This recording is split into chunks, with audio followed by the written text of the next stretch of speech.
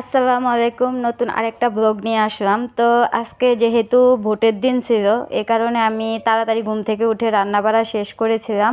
যেহেতু আপনাদের ভাইও ভোট দিয়ে এসেছে, খাওয়া দাওয়া করে সে আবার দোকানে গেছে, যেহেতু তাদের রেস্টুরেন্ট। তো আমিও খাওয়া দাওয়া করেছিলাম, ভাবছিলাম একবার যে ভোটটা দিয়ে এসে তারপরে খাবো। কিন্তু ভোট দিতে গিয়ে কি যে আমার একটা নাজেহাল হয়েছে, পাক্কা আমার 2 ঘন্টা লাইনে দাঁড়ানো লাগছে।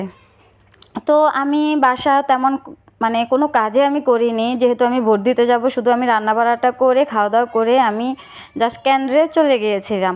আসার পর তো আমার মাথায় হাত, যেহেতু আমার অনেক কাজ, আস্তে আস্তে আমাদের প্রায় বেলা 2টা বাজছে। তো আমি তাড়াতাড়ি করে দেখতেছি যে আমার থালা বাসন, ঘর দরজা, উঠান সব কিছু এলোমেলো হয়ে রয়েছে। তো আমি ভাবতেছি আস্তে আস্তে একটা একটা করে করি। তো যার কারণে ভাবতেছি আগে উঠানটাই আমি আগে ঝাড়ু দিয়ে নেই, যেহেতু আমি এখন গোসল করব, ফ্রেশ হব। কারণ অনেকক্ষণ লাইনে দাঁড়িয়েছিলাম, তো মানে প্রচণ্ড খারাপ লাগতেছিল। তো আমি যার কারণে তাড়াতাড়ি করে উঠান টুঠানটা ঝাড়ু দিচ্ছি, কিন্তু উঠান ঝাড়ু দিতে গিয়ে দেখি এখন আগুনে ধরতেছে না। এদিকে গাছের পাতা পড়ে, একটা দিন ঝাড়ু না দিয়ে মনে হয় যেন গাছে মানে কেউ মনে হয় এই বাড়িতে বসবাস করে না, এমন অবস্থা হয়ে যায়, যেহেতু এখন শীতকাল।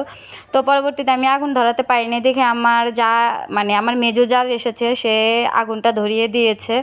তো ভাবিকে বলতেছিলাম যে ভাবি, আজকে যদি আমরা যদি সকালবেলা না খেয়ে যেতাম, তাহলে আজকে আমাদের সবারই 12টা বেজে যেত। আমরা